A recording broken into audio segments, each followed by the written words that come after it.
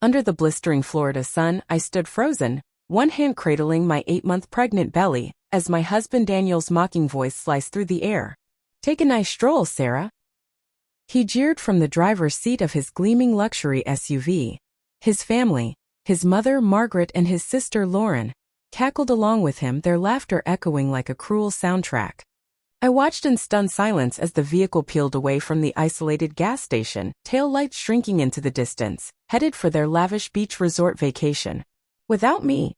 My name is Sarah Bennett, and until that moment, I thought I understood betrayal. But this? My husband of 3 years abandoning his heavily pregnant wife in the middle of nowhere? That was a gut punch I never saw coming. I could still see Margaret's smug grin and Lauren's sly smirk through the tinted windows as they sped off. It started innocently enough, a routine bathroom break on our road trip to Daytona Beach. I'd asked Daniel to wait, my swollen feet aching from the third trimester grind. But when I waddled out of the restroom, there they were, pointing, laughing, and then gone, leaving me stranded in 95-degree heat. The gas station owner, Hank, a weathered man with a gentle soul, saw it all unfold. "Ain't right," he growled, ushering me into his air-conditioned store with a cold soda in hand. "I've got cameras all over this place. Caught every second of it." Inside his cramped office, I sank into a chair, trying to wrap my head around the nightmare. My phone, my purse, everything was in that car. All I had was the flimsy sundress clinging to my sweat-soaked skin. Hank's wife, Ellie, bustled in with water and crackers, her face red with fury. "I'm calling the news," she declared. "The world needs to see this. What kind of monster ditches his pregnant wife and laughs about it?" I should have flinched at the thought of cameras and headlines. Instead, a strange calm settled over me. Let them call the news. Let everyone see Daniel Carter for the snake he really was. Rubbing my belly, feeling my baby girl kick. I knew this wasn't just about me anymore. It was about shielding her from a family that found cruelty hilarious. Looking back, the red flags were there from the start. I met Daniel at a glitzy charity gala 3 years ago. He stood out from his polished, cutthroat clan, warm, grounded, a corporate hotshot at Sunshine Family Insurance. A company obsessed with family values. I was just a preschool teacher, smitten by his charm and our whirlwind romance. We tied the knot within a year, despite his family's thinly veiled disdain. Margaret, his mother, ran the Carter Family Foundation, a Jacksonville powerhouse dripping with prestige. She dropped backhanded jabs like, "It's darling you teach little ones," though I always pictured Daniel with someone accomplished. Lauren, his sister, was worse, setting me up to flounder like that casual lunch that turned out to be a black-tie board meeting, leaving me mortified in a sundress among Chanel suits. Daniel used to stand up for me. But when I got pregnant, something snapped. Suddenly, he echoed Margaret's snide remarks, chuckled at Lauren's barbs, and started treating me like a liability. Hank's voice yanked me back to reality. "News crew's an hour out," he said, scrolling his phone. "Got the footage ready, crystal clear." Ellie handed me more water, her eyes narrowing. "You're trembling, honey. When do you last eat?" I hadn't. Too caught up in the family bonding trip Daniel insisted his mother and sister join. A trip where he'd relegated me to the back seat so Margaret could ride shotgun, claiming she got carsick. They'd whispered and snickered the whole way. "They won't be laughing soon," Ellie said fiercely. "My nephew's at Channel 9. This'll blow up." I borrowed Hank's landline to call my best friend, Tara, who'd always seen through Daniel's facade, especially after my baby shower disaster last month. "Sarah, thank God," she gasped. "Check their social media now." Hank swung his monitor my way, and there it was, Daniel's Facebook, posted 20 minutes ago.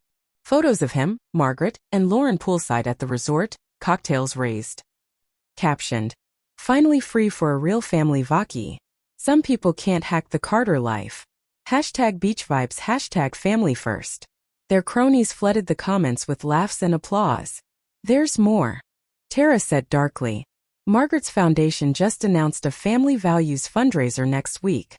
The nerve." On Hank's other screen, the security footage looped me waddling out. Daniel's SUV peeling off, their laughter crackling through the speakers. "Those ain't humans," Ellie muttered. "They're vipers."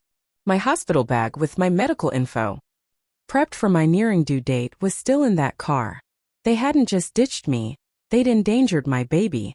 A sharp pang gripped my abdomen. Ellie grabbed my hand. Contractions? Just Braxton Hicks, I said, wincing as another hit. I think. Hank was already dialing 911. Better not chance it. Hospital's 40 minutes out. Right then, a news van screeched into the lot. Reporter Lisa Hayes took one look at me and barked, "Hospital first, interview there." This isn't just abandonment, it's risking a baby's life. As they loaded me in, more media swarmed.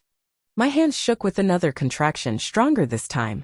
"Doctors'll fix you up," Lisa said, squeezing my hand. "And we'll make sure the Carters pay." Glancing at the growing chaos outside, I realized this was spiraling way beyond my little world. Sometimes the ugliest moments spark the wildest justice. At the hospital, my contractions eased, false labor from stress.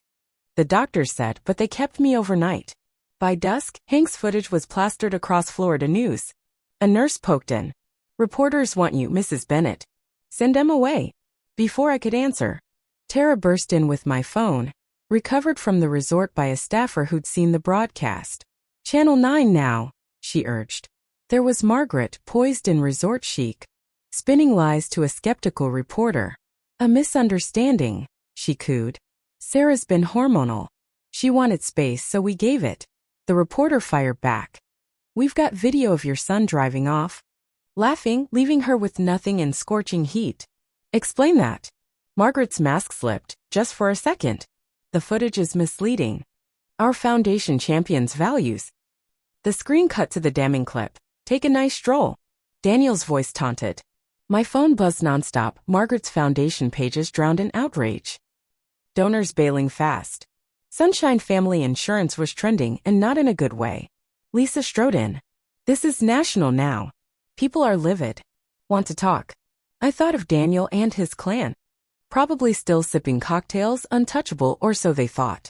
"Yeah," I said, sitting taller. "Let's do it." My interview was raw, how Daniel turned cold when I got pregnant. How his family orchestrated this to break me, how they drove off with my hospital bag, risking my baby's life. As I spoke, the fallout snowballed. Daniel's colleagues distanced themselves. His CEO vowed a review. "You've lit a fire," Lisa said. "Women everywhere are sharing their stories. This is a movement." I cradled my belly. It's not revenge. It's about making sure no one else goes through this, and showing my daughter her mom fought back. By morning, it was a wildfire. Hank hit a national talk show, revealing audio of Margaret plotting before I'd left the restroom. "This'll teach her to tarnish our name." Tara rushed in, tablet in hand. Leaked emails from the foundation. "Look, Margaret had schemed to cut me out, calling me not Carter material." Worse, Lauren's text to Daniel gloated.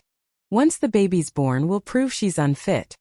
Your job and mom's connections will seal it." They plan to steal my child. A suit appeared, Richard Lane, Sunshine's ethics chief. "Daniel's fired," he said, handing me a folder. He used company email to scout custody lawyers. "We're giving this to your legal team. And heads up, he's got a harassment rap sheet. Women are speaking up now." Lisa returned with more. Margaret's charity partners ditched her. Their country club banned them. The resort kicked them out amid guest uproar. Then Daniel's assistant texted me dash cam footage. Weeks of plotting caught on tape. Their empire was dust. Next day, Amanda, Daniel's ex-assistant, arrived with a bombshell folder. "It's not just custody," she whispered. "It's money. Life insurance policies on me, trust funds they'd meant to stress me into labor, banking on a payout if it went wrong." Tara snapped. "This is FBI level." Lisa nodded. "We'll tread carefully. They've still got allies spinning this as your stunt." Right then, Daniel called, voice syrupy. "Baby, let's fix this privately for our girl." I let him dig. "You mean the girl you risked for a cash grab?" His tone hardened. "Watch yourself, Sarah." "No, you watch. The FBI's digging into your foundation now." Silence. Amanda grinned. "Agents just hit their motel." A week later, I held my daughter, Emma, born early but perfect. The TV blared. The Carters' fraud empire was collapsing, Margaret and Daniel in cuffs.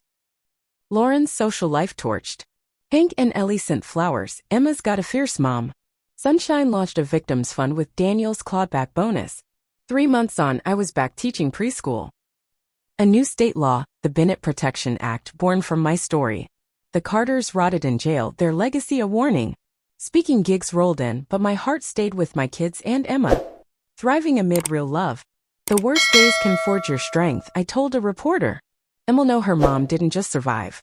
She changed the game.